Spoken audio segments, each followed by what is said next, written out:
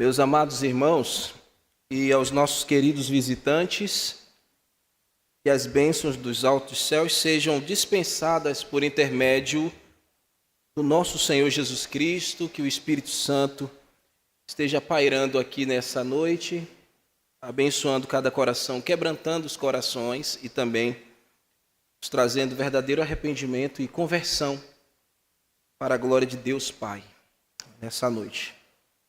Nós estamos, irmãos, em um ponto da carta aos Hebreus, onde na verdade o autor vem dedicando a respeito da salvação. E esta salvação que nos foi outorgada por meio do sacrifício de Jesus. O Cordeiro perfeito de Deus que, em sua vida derramada, alcançamos a purificação de todos os nossos pecados. Nós estamos vendo isso desde o início, capítulo 9 aqui do livro de Hebreus. Vamos orar, pelas criancinhas. Vem chegando aí as criancinhas.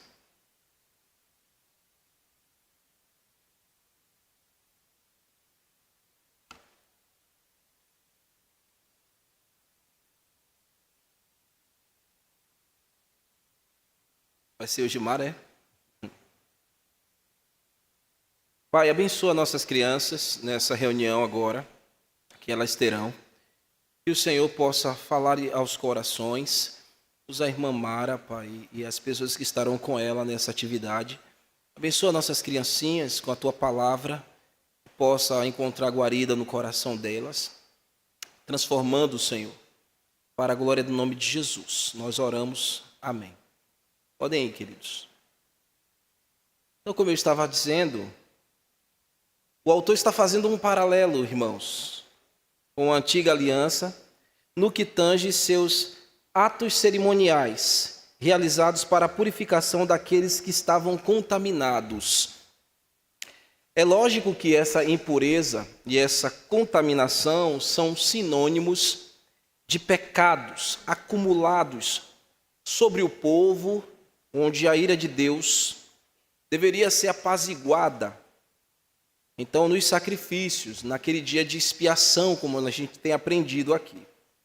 E eu tenho mostrado para os irmãos que o efeito daquela dedicação específica do dia da expiação presente na primeira aliança eram temporários e, portanto, ineficazes.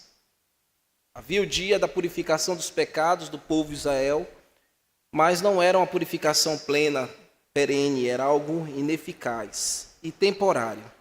Então fez-se necessário, meus irmãos, que Deus provesse o pagamento definitivo, aquilo que o autor vai chamar de eterna redenção.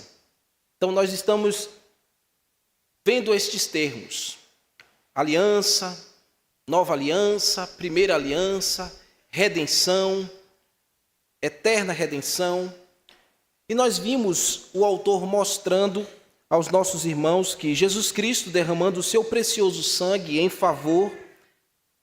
nosso favor ali no Calvário, e depois de ter sido sacrificado como um cordeiro, ele entrou no Santo dos Santos, reunindo o seu sangue, e quando ele entrou no tabernáculo, não construído por mãos de homens, mas no próprio céu, que nós vimos na pregação passada, ele apresentou ali o seu sacrifício, que era a prova da nossa redenção, a prova da nossa salvação, ali nos céus, no santo e verdadeiro lugar. Ali foi apresentado a nossa redenção definitiva. Então o autor destacou que Jesus não chegou ali levando sangue alheio, sangue de animais. Então essa expressão também a gente está trazendo sempre aqui neste ponto. Sangue alheio seria o sangue de animais, de bodes, de bezerros e outros animais que eram dedicados para perdão de pecado e também no dia da expiação. Sangue este que era alheio, uma vez não perfeito e não puro. Não tinha como fazê-lo a purificação. E também nós mencionamos na semana passada aquele sacrifício que era feito em que dentro desses termos da antiga aliança era sacrificado uma vaca ruiva, para que fosse queimada e depois as suas cinzas misturada à água e aspergida com sobre os que estavam em pecado ou os que estavam também impuros no seu corpo por causa de certas doenças de pele. Mas aquilo não tocava a alma deles, só tocava o estereótipo. O autor sagrado deixou muito claro aos irmãos que quem purificou as nossas consciências mortas não foi o sangue de animais. Esse dispositivo que Deus colocou no nosso coração, irmãos, que todos nós temos, que chamamos de consciência, e Paulo fala lá em Romanos, que é como que ele desce um estalo na gente quando a gente falha. Quando você erra, vem aquele peso na consciência. Quando você acerta também, a tua própria consciência ratifica os seus acertos. Esse dispositivo que Deus nos colocou, o autor aos Romanos está dizendo que estava morto nos pecados. E só o que poderia livrar a nossa consciência deste peso era o sangue de Jesus. Por isso algumas pessoas ainda têm este peso na consciência, porque ainda o sangue de Jesus não lhe alcançou por completo. Não alcançou esta consciência. E uma vez que essa consciência é alcançada, acontece o maravilhoso ato de transformação. Então o sangue de Jesus é poderoso para purificar as nossas consciências que estavam mortas no pecado. Existe alguém aqui com peso na consciência? Está precisando do sangue de Jesus. Essa noite, meus irmãos, iremos considerar os feitos maravilhosos. Continuaremos ainda a falar sobre esses efeitos maravilhosos do sangue de Jesus Cristo. E o tema dessa noite, do capítulo 9, dos versos 16 a 22, quero que os irmãos abram, por favor. Capítulo 9, verso 16 ao verso 22. O tema da nossa mensagem é: o sangue da nova aliança operou o verdadeiro milagre. O sangue da nova aliança operou o verdadeiro milagre. Vamos nos pôr de pé para fazer essa leitura, irmãos.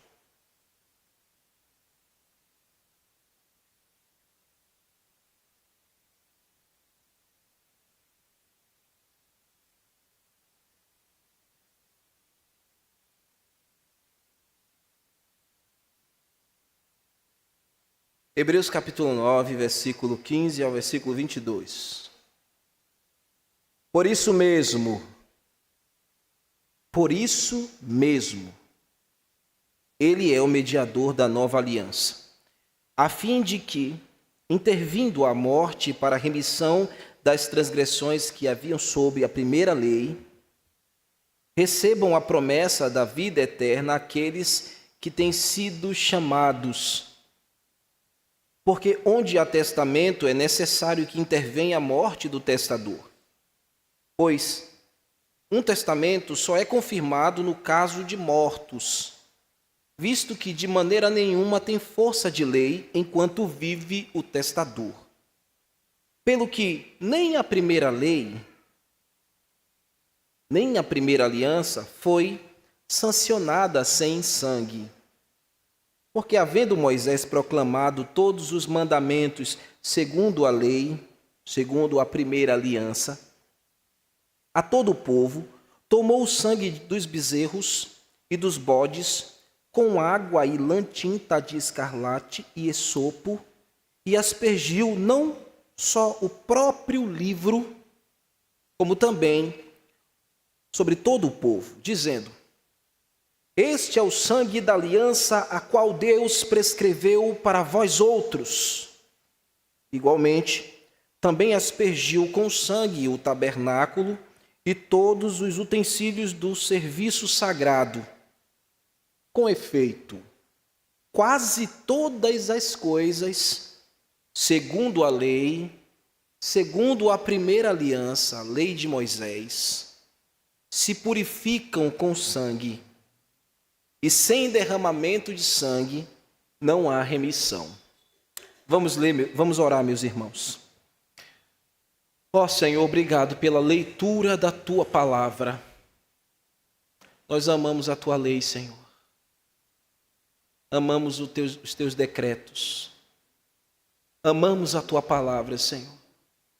E chegou o momento de considerá-la. Dai-nos ouvidos, Senhor, para ouvir a Tua palavra. Como diz em Apocalipse, quem tem ouvidos, ouça o que o Espírito diz às igrejas. Essa hora, meu Deus, é a hora que o Senhor falará conosco. Por isso nós te pedimos, Senhor, que os nossos corações se dilatem, que a Tua palavra encontre em nós a boa terra, e ela possa frutificar no nosso coração, Senhor. Usa-me, ó Deus, como comunicador da Tua verdade.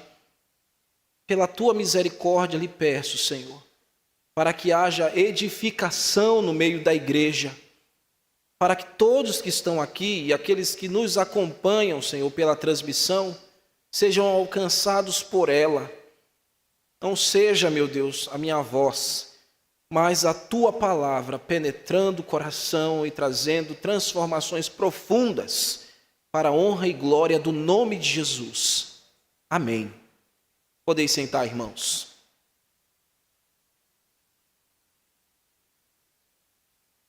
Então, o autor sagrado começa este parágrafo utilizando na nossa linguagem, no nosso vocabulário, meus irmãos. Põe os olhinhos no texto, veja aí as primeiras palavras. No nosso vocabulário aqui, nós chamamos de locução adverbial casual. Mas no Novo Testamento, a semântica seria aqui kaidia tutor, no grego, seria essa expressão, kaidia tutor, que traduzido para nós é por isso mesmo, essa locução adverbial casual. Eu não estou querendo ser muito técnico não, mas eu estou trazendo isso para os irmãos, porque é necessário para que a gente entenda o sentido do fluxo do autor. O que ele colocou e ele escolheu? Na nossa tradução, uma locução casual adverbial. Por isso. Por quê? Por isso mesmo. Porque ela também atua aqui no texto como uma forma de transição. Mas a locução adverbial casual, ela faz uma inferência para modificar um verbo que está na sequência aqui do nosso texto. Põe os olhinhos, por favor. Por isso mesmo, ele é o mediador da nova aliança. O verbo aqui é, o verbo ser. O autor está usando esta expressão, por isso mesmo, para dizer, aqui em diante, eu vou começar a desenvolver mais a respeito sobre aquilo que eu já havia falado. Eu estou no ponto de transição, mas eu quero que vocês percebam, olhando para trás, essa ligação. Por causa do sangue de Jesus derramado, por causa da sua morte violenta, porque ele reuniu todo este sangue e entrou nos céus, porque ele apresentou diante de Deus a prova da redenção, é por isso mesmo que ele veio a ser, que ele se tornou o mediador. Agora é um mediador diferente, irmãos. Porque na primeira aliança existia uma espécie de mediação. A mediação que era feita pelo sangue alheio, pelo sangue de animais. Mas como eu tenho ensinado para vocês aqui o que o autor está mostrando para os seus irmãos, que esta mediação era um reflexo, apenas um espelho da verdadeira mediação que estaria por vir, na entrada do Salvador do mundo no mundo. Então, essa mediação, esse mediador que Jesus Cristo passou a se tornar, é uma mediação superior. Lembrem-se que o propósito do livro de Hebreus é mostrar a sublimidade de Cristo. Então, existia uma mediação limitada. Jesus é o mediador superior. O autor está mostrando para os irmãos que estavam querendo desistir do cristianismo e voltar para o judaísmo, voltar para as práticas de sacrifício de sangue de animais e abandonar a graça do sangue de Jesus. O autor está dizendo, ei, por isso, porque Jesus morreu na cruz e levou o seu sangue para o céu, ele se tornou o nosso verdadeiro mediador. o verdadeiro mediador de uma nova aliança. O que é mediador aqui? O que é mediação? Mediação é aquele, ou o mediador é aquele que se interpôs, que se colocou entre duas pessoas. E quem são essas duas pessoas? A pessoa, o homem, a pessoa, Deus. Então Jesus veio a ser aquele que ficou entre duas pessoas para fazer a paz, para fazer a mediação. Nós, como miseráveis pecadores, precisávamos de uma mediação definitiva. O povo hebreu só tinha uma mediação temporária. O sangue era derramado, era aspergido sobre eles, sobre a tampa do propiciatório. Mas lembre como nós estamos verificando, Jesus foi feito por Deus como o verdadeiro sacrifício, ele foi feito a verdadeira propiciação dos nossos pecados. Os nossos pecados, e todos eles, meus irmãos, foram vencidos no sacrifício do sangue de Jesus derramado. O sangue de Jesus lhe dá força e poder para vencer qualquer pecado. Nós hoje, muitos de nós que me ouvem aqui, muitos de vocês que me ouvem aqui, melhor dizendo, já são pecadores salvos e lavados pelo sangue de Jesus. Então, não há nenhum pecado, porque ainda vocês pecam, como eu também peco. E todos os nossos pecados não exercem mais força condenatória sobre nós, porque fomos lavados pelo sangue de Jesus. Evidentemente, isso não nos dá o direito de viver com libertinagem. O verdadeiro crente que foi lavado no coração vive uma vida santa e reta, íntegra, temente a Deus. E quando em dado momento ele falha, ele peca, ele desliza, lembra daquele dispositivo, a consciência, que já foi purificada pelo sangue de Jesus, pesa e você se arrepende, você ora, e graciosamente o Senhor, mais uma vez, confirma o sangue que já está sobre você. Então, meus irmãos, esse mediador já veio e vocês já possuem esse mediador. Jesus Cristo veio, nasceu neste mundo com o propósito de restaurar a nossa relação criatura e criador. Então, com Jesus Cristo morrendo na cruz, o seu sangue derramado, isso foi restaurado e ele se colocou diante de Deus, sendo o nosso mediador. Por isso que Paulo vai dizer em uma das suas epístolas: não há outro mediador fora de Cristo. Não há outro mediador diante de Deus, só Jesus Cristo, homem, é ele que faz a verdadeira mediação. E aí o autor vai trazer para nós no versículo 15, ainda na continuidade do versículo 15, leiam comigo: por isso mesmo, ele é o mediador da nova aliança, a fim de que, intervindo a morte para a remissão das transgressões que havia sobre a primeira aliança. Em outras palavras, o autor sagrado está dizendo aos seus irmãos, para que o nosso mediador realizasse esta função, para que Cristo se tornasse o mediador, ele primeiro precisava morrer. Ele precisava passar pela morte. E pela sua morte realizar a remissão das nossas transgressões, trocando em miúdos, sua morte tão cruel e tão violenta foi a aquisição da dívida. Ele quitou a dívida impagável que a primeira aliança não conseguia fazer. Obviamente, muitos animais foram mortos, muito sangue foi derramado. Mas agora não se trata mais de sangue de animais, sangue de uma pessoa pura, santa, que nunca se achou um engano em seus lábios. Ele morreu e o seu sacrifício é muito maior do que os ritos das cerimônias da primeira lei. Todos os sacrifícios realizados em sangue alheio jamais conseguia extinguir a culpa, mas agora não, irmãos. Agora na nova aliança, na mediação da nova aliança, o sangue de Jesus derramado, perfeito e não temporário, atemporal. Nós somos apresentados diante de Deus todos os dias sem culpa. Você sabe o que é isso? Isso é maravilhoso. É você estar sentado aí, ouvindo essa mensagem e saber que diante de Deus você não tem levado sobre os seus ombros culpa nenhuma, porque Jesus levou sobre si as nossas dores, as nossas maldições, as nossas culpas, Ele carregou sobre si, ali na cruz. Agora, o novo mediador, o mediador da nova aliança, ele outorga, ele dá com autoridade àqueles que são chamados a sua graça, a sua misericórdia, o seu perdão e o seu favor.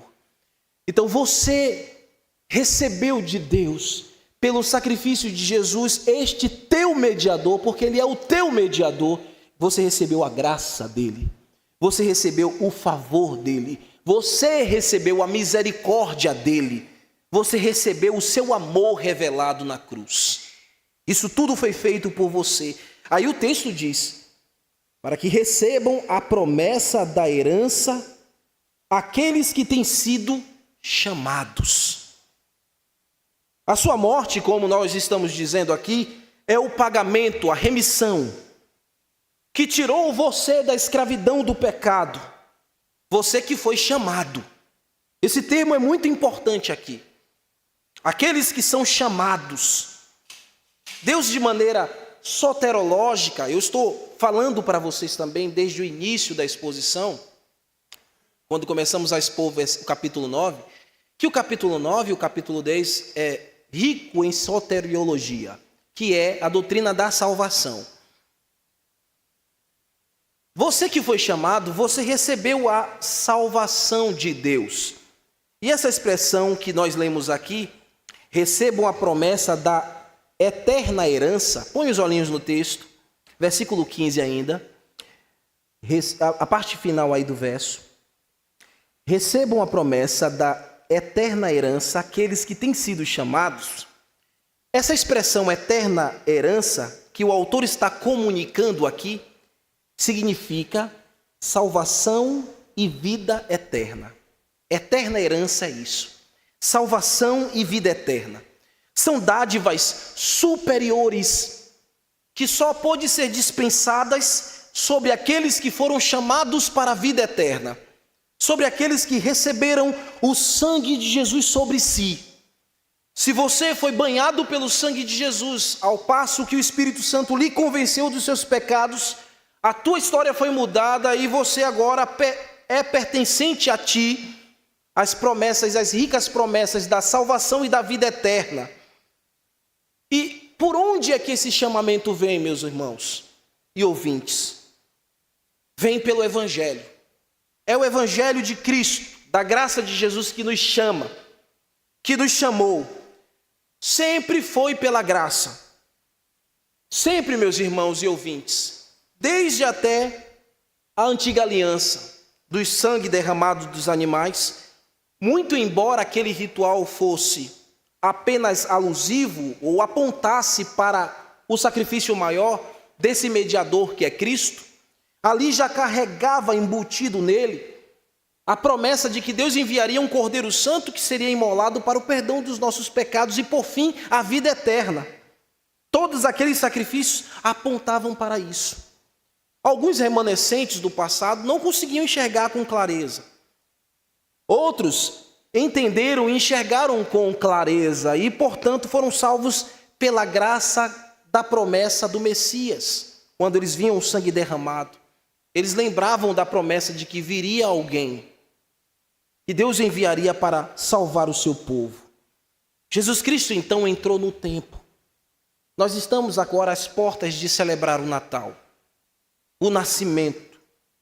Ele entrou no tempo, ele nasceu neste mundo e no Calvário ele descortinou essa revelação que estava oculta a muitas pessoas.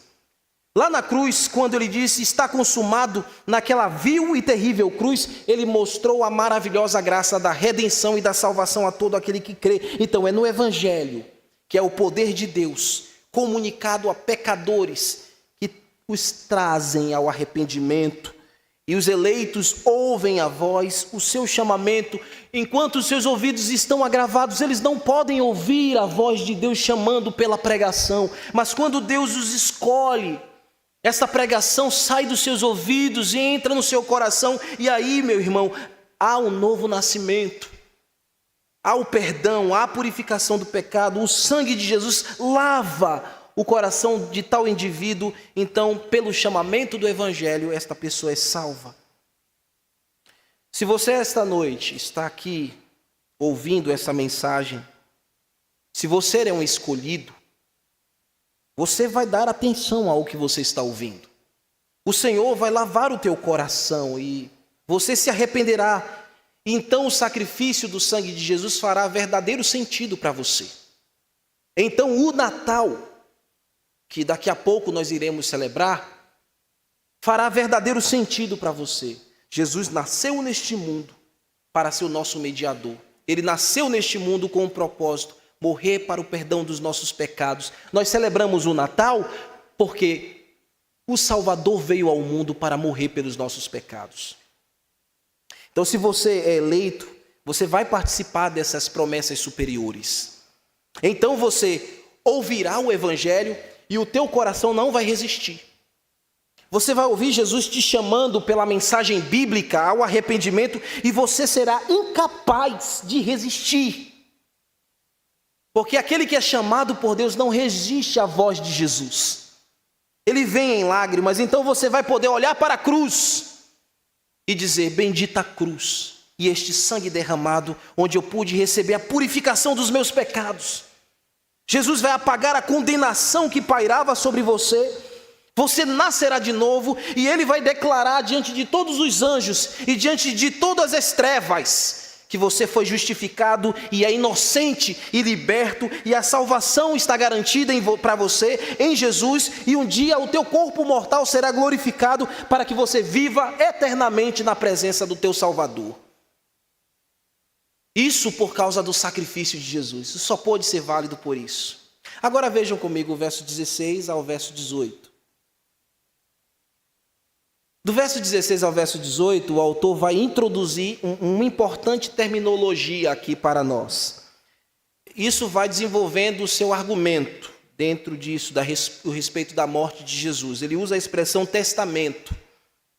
Vejam aqui comigo, porque a palavra testamento é outra forma do autor aos Hebreus falar sobre a aliança. Tá bom? Vamos ver como isso se desenvolve aqui nos versos 16 e 17. Porque onde há testamento ou aliança, é necessário intervir a morte do testador, pois um testamento só é confirmado no caso de mortos, visto que de maneira nenhuma tem força de lei enquanto vive o testador. Isso aqui é completamente óbvio. A ideia é a seguinte, irmãos: você ou aquele que possui bens, antes de morrer, o que logicamente se providencia? Um documento chamado testamento. Então se prepara um testamento, e ali no testamento, que deve ser, e para ele ter força legal, ele precisa ser registrado em um cartório, não é verdade, Ícaro? Tem que estar lá registrado no cartório, não é somente palavras. Então você vai até o cartório possuindo um documento chamado testamento, e ali está o teu desejo, o desejo de quem você quer entregar os seus bens, a quem você quer que administre-os depois da sua partida, a quem você vai entregar suas propriedades, suas benesses, do testamento. O autor está dizendo: Jesus é o testador, é aquele que deixou um documento onde está escrito o seu desejo. Mas que desejo é esse? A eterna redenção, a vida eterna, a todo aquele que cresce. Só que este testamento só seria validado se o testador morresse. Para ter valor o testamento, mesmo registrado em cartório, para você tomar posse daquilo, se apropriar daqueles bens, o testador tem que morrer. Jesus precisava morrer primeiro, para que a sua morte validasse o seu desejo da vida eterna. Não adiantaria nada Deus desejar salvar a humanidade, os homens, se Ele não enviasse o seu Filho ao mundo para morrer. Havia o desejo já decretado: eu quero salvar e remir, eu quero perdoar, eu quero reatar aquele que, por conta do pecado, se desassociou de mim. Mas eu preciso prover o testador. E eu preciso matar o testador. O testador precisa morrer para que o testamento seja validado. Portanto, a morte de Jesus foi a validação do seu desejo, do desejo de Deus. Então, esse poder irrevogável que está nesta promessa poderia ser obtida por nós de maneira maravilhosa. Era necessário que Jesus morresse, intervisse nessa história, a nossa história decadente, e por sua morte nós pudéssemos obter a vitória sobre a morte e o perdão dos nossos pecados. É isso que o autor está dizendo. Deus proveu um sublime mediador para mim e para você. Não fique esperando que você tomará posse de promessas superiores quando o sangue de uma rolinha, de uma novilha for aspergida ou for derramada sobre o propiciatório. Não fique esperando isso. Naquele tempo ainda aconteciam os sacrifícios. O autor está dizendo: vejam, o testador já morreu e, portanto, o seu sangue derramado garantiu que você pode obter as promessas maravilhosas. E o melhor de tudo isso, queridos, é que o testador morreu voluntariamente. Veja o que está escrito em João capítulo 10, versículo 17 a 18. Ele não foi forçado a fazer isso, ele fez isso por amor. Ele disse, João 10, 17 a 18, ele morreu voluntariamente. Ele disse: por isso meu Pai me ama, porque eu dou a minha vida para tomá-la. Ninguém a tira de mim, mas eu espontaneamente a dou, eu dou liberadamente. Tenho autoridade para dá-la e retomá-la. Este mandamento eu recebi de meu Pai. A sua morte, meus irmãos, foi o cumprimento do seu desejo, do desejo do Pai, porque Ele e o Pai são um. Ele também disse: porque Deus amou o mundo de tal maneira que deu o seu Filho unigênito para todo aquele que nele crê, não pereça, mas tenha a vida eterna. Ele falou também em João que o bom pastor é aquele que dá a vida pelas suas ovelhas. Ele entregou a sua vida voluntariamente. Ele disse também: Pai, é chegado a hora, glorifica o teu Filho, para que o Filho glorifique a ti, assim como me deste autoridade sobre toda a humanidade, a fim de lhe que conceda a vida eterna. Deus deu autoridade ao Filho para conceder a vida eterna a todo aquele que crê, e foi pela morte dele violenta na cruz que nós assumimos estas bênçãos. Agora no João 6, 38, é mais explícito. João 6, 38 e 40.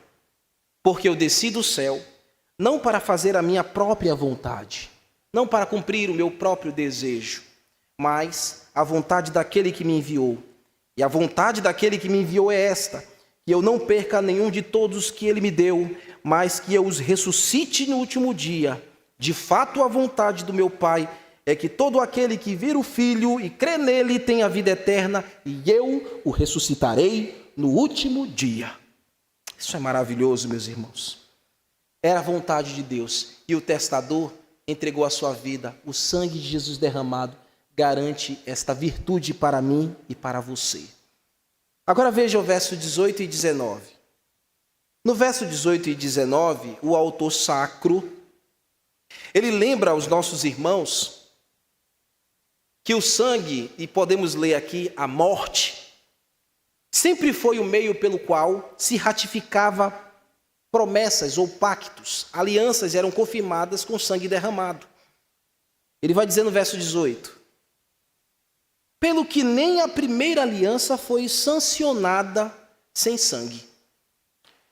A intenção do autor aqui, irmãos, é mostrar aos seus leitores que, embutido naquele rito cerimonial da primeira aliança, os animais sendo mortos e o sangue derramado, existia um princípio que deveria transcender. Logicamente, não seríamos mais providos em sangue alheio, mas há um princípio aqui que transcende isso. Era comum no passado que os antigos povos selassem ou sancionassem, você vê aqui a expressão que ele usa, pelo que a primeira aliança ou a lei de Moisés não foi sancionada ou não deu início sem antes houvesse derramamento de sangue. Os antigos povos selavam ou davam início àquilo que eles decidiam como pactos através de sangue que era derramado. Por exemplo, sangue de animal era violentamente derramado. E quando Deus fez uma aliança com Abraão, lá no capítulo 15 de Gênesis, não precisa ir lá não, a Bíblia diz que Moisés rasgou ao meio alguns animais. E, logicamente, quando ele rasga ao meio alguns animais, há derramamento violento de sangue. E aqueles animais eram colocados de um lado e de outro, onde as duas pessoas deveriam passar para sancionar aquela lei, aquele pacto. Só que naquele dia em que Deus deveria passar junto com Abraão, Abraão dormiu e Deus passou sozinho na figura de um fogareiro e de uma tocha flamejante. Ali era o pacto que estava sendo sancionado, o pacto unilateral de Deus com seu povo, garantindo as promessas futuras, inclusive a redenção pelo mediador Jesus Cristo. Já estava ali embutido. O ponto aqui, meus irmãos, é que sempre os pactos eram provados, confirmados com derramamento de sangue violento. A própria lei mosaica foi feita assim. Então, Jesus Cristo, como o Cordeiro de Deus, morto brutalmente naquela cruz, violentamente o seu sangue derramado, o ato do sangue derramado de Jesus cumpriu o início da nova aliança e ela foi sancionada. O autor está dizendo, a nova aliança não foi sancionada em um sangue derramado que precisava ser repetido várias vezes, mas neste sangue puro e santo foi sancionada a aliança definitiva. E veja o verso 19 e 21. Porque aqui ele vai mostrar agora a legitimidade do sangue de Jesus. Ele disse, porque havendo Moisés proclamado todos os mandamentos segundo a lei a todo o povo, tomou sangue de bezerros, sangue de bodes, como lã de escarlate e sopo, e aspergiu sobre o próprio livro, como também sobre todo o povo, dizendo, este é o sangue da aliança a qual Deus prescreveu para vós outros. Igualmente também aspergiu com sangue o tabernáculo e todos os utensílios do serviço sagrado. Meus irmãos, o autor está colocando aqui para os seus leitores alguns elementos. Sangue de bodes, sangue de bezerros, lã tinta de escarlate e sopo. Esses utensílios ou esses materiais eram utilizados para a purificação de pessoas que estavam cerimonialmente impuras, como a lepra. Todo leproso era tirado do arraial, colocado para longe do arraial, e depois de um certo tempo, o sacerdote irá verificar se as marcas da lepra já haviam sarado. E se houvesse sarado, o que ele ia fazer? Ele ia pegar sangue de bode, sangue de animais, ele ia pegar as cinzas daquela novilha vermelha, ia misturar com água, ia pegar o hisopo, tinta de escarlate, lã, e iria aspergir sobre ele, iria torná-lo puro, purificá-lo. Só que, o que o autor está querendo comunicar nisso aqui, nessa alusão? Quando ele está falando disso, ele está usando uma referência que está lá em Êxodo capítulo 24, versículo 1 e 8. Não precisa ir lá não.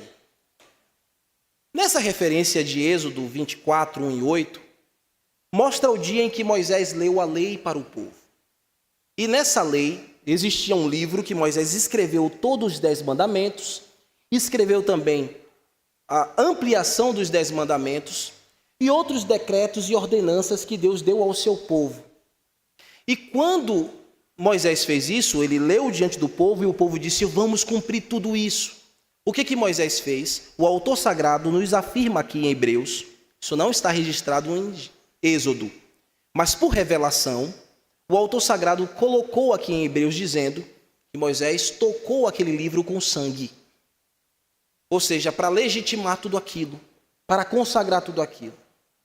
Só que dentro deste livro que Moisés escreveu e leu proclamando para o povo, existe uma promessa preliminar, meus irmãos. Ali escrito, aí essa promessa eu quero que vocês leiam comigo. Abra lá, por favor, em Êxodo, no capítulo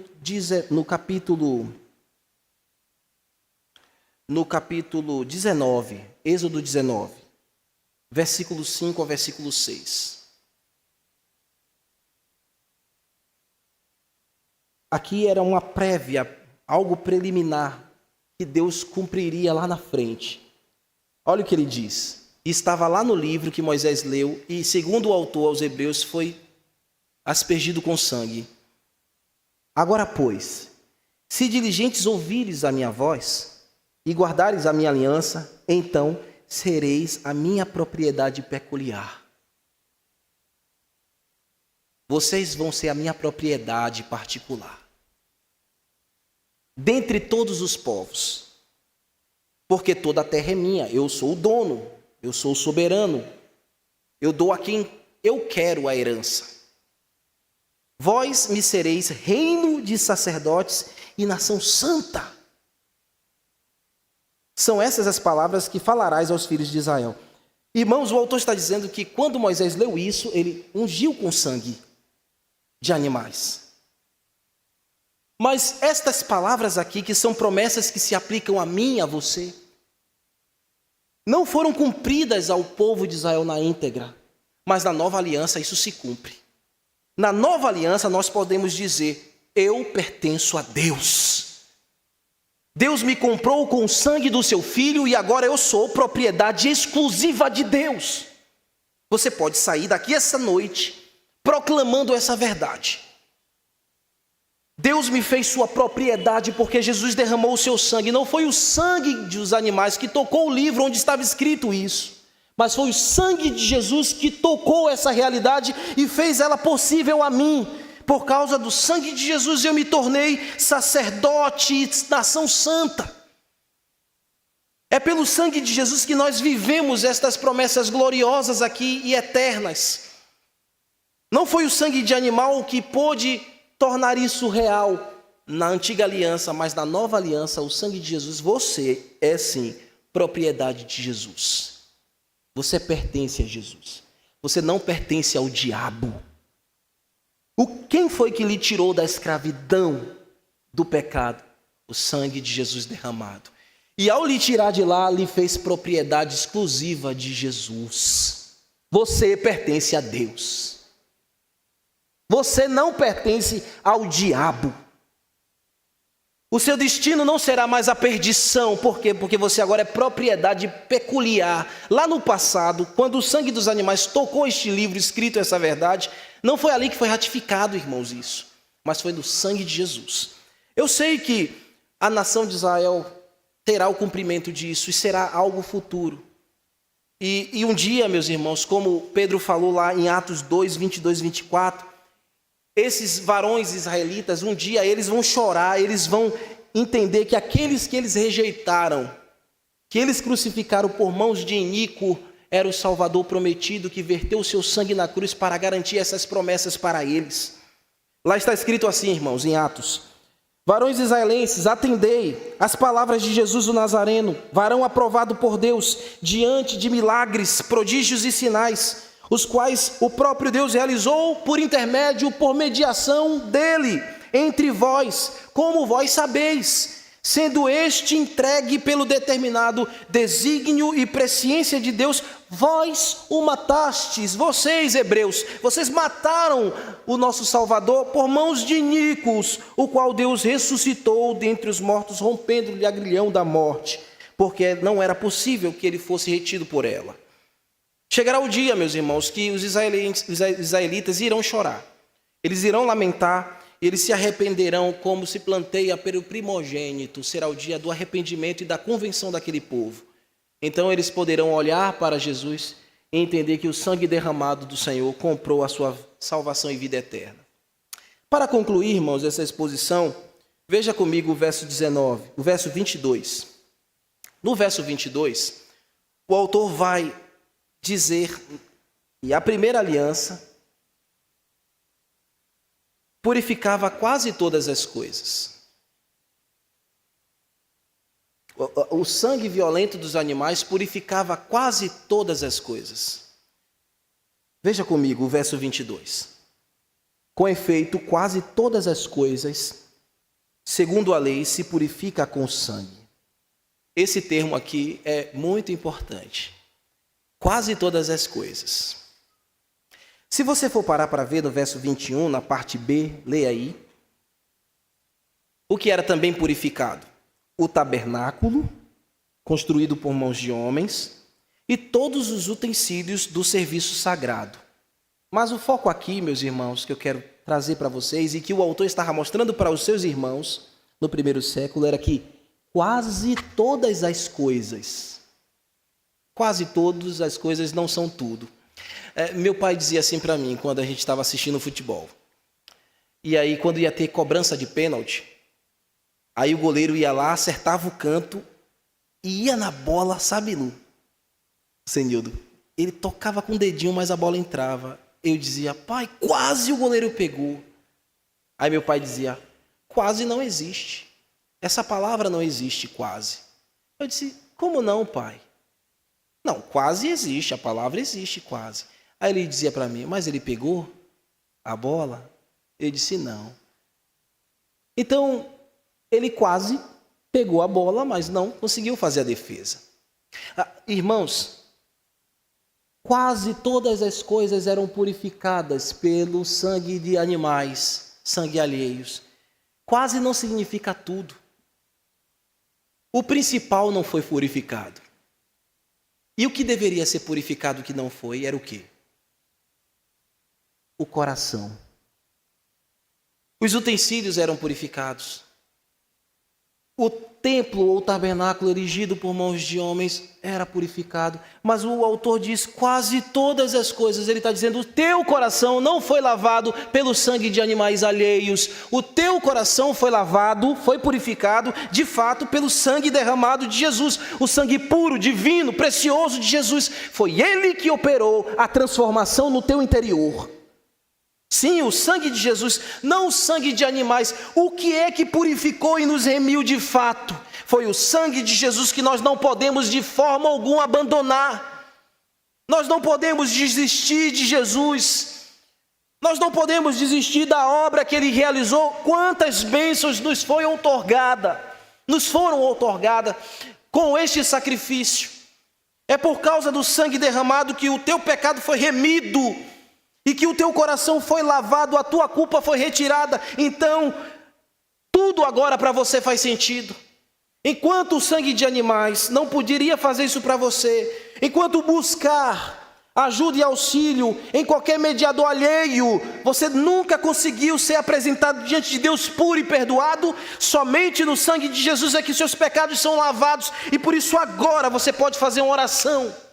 Por isso agora você pode dizer, Senhor, agora eu entendo que tudo pode ser renovado, restaurado, reedificado, somente do sangue de Jesus a minha vida fará sentido. Eu andei procurando em muitas outras coisas, solução, resposta, direção para a minha vida, mas agora eu sei, pelo convite do Evangelho, o Senhor está me chamando para que o meu coração seja lavado no sangue remidor de Jesus, e eu aceito, eu me entrego a Ele. Aí, meu irmão, meu amigo e meu ouvinte, tudo na tua vida fará sentido.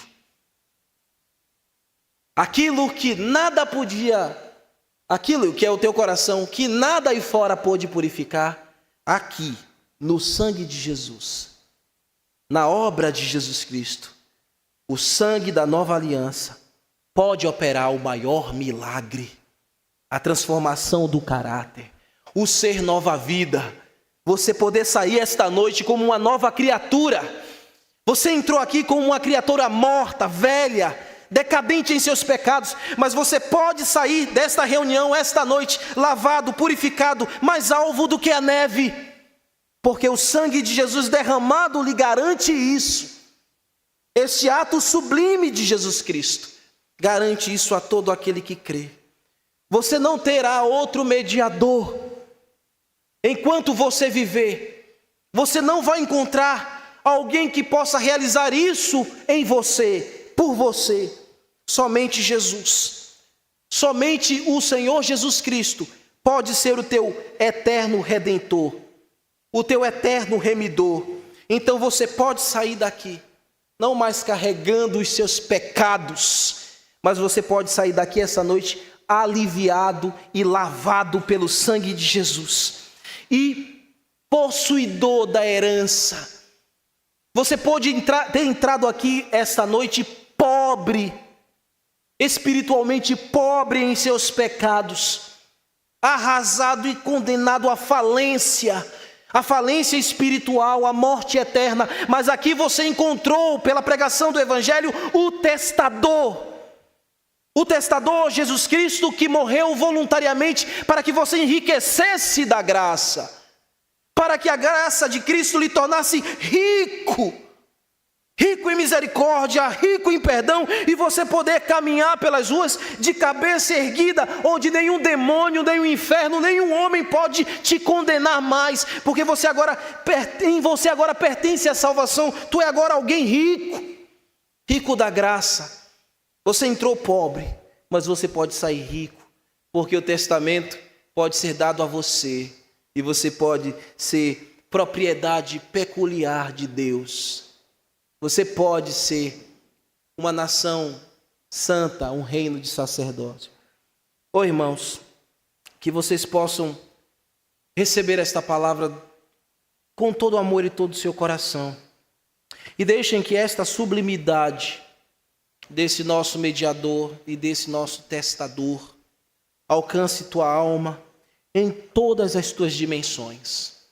A você que já é servo de Deus, que já é crente salvo, se apegue mais e mais à vida de Cristo, ao sangue de Jesus.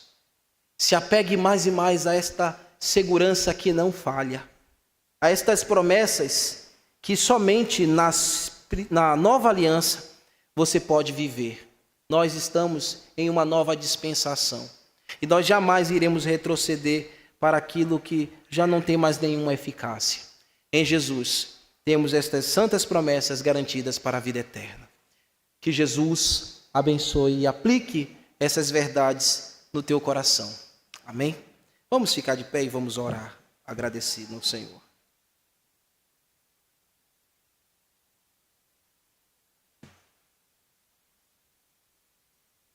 Obrigado, Senhor, pela exposição da tua palavra. E nós estamos entendendo a sublimidade da vida de Jesus. Vida santa derramada naquela cruz, naquele monte Calvário, em dores indizíveis, Senhor, mas para a nossa eterna redenção. Obrigado, ó Pai, porque antigamente tudo era apenas uma sombra, mas agora nós vemos claramente Jesus. Obrigado, Senhor, porque em nosso coração que cada irmão saia desta reunião convicto disso, de que são lavados pelo sangue de Jesus, de que são propriedades de Cristo e de que são uma nação escolhida, uma nação e um reino de sacerdotes. Obrigado, ó Pai, por trazer esse ouvinte aqui e que precisa entregar-se ao Senhor, render a sua vida a Ti. Que Ele o faça, Senhor, hoje, agora. E que Ele possa proclamar, Senhor, em uma oração, que se rende a Jesus Cristo, que recebe este sangue poderoso, vivo e quente, vermelho, como o fio da escarlate, sobre sua vida, transformando e tocando-lhe o coração, mudando-lhe o caráter, restaurando-o e o fazendo um ser nova criatura. E aqueles que nos ouvem também pela internet, Senhor, os alcance, os libertando e os lavando para a graça de Cristo. Que todos nós possamos sair mais ricos da Tua graça, das Tuas misericórdias, das Tuas bênçãos. Em nome de Jesus oramos. Amém. Vamos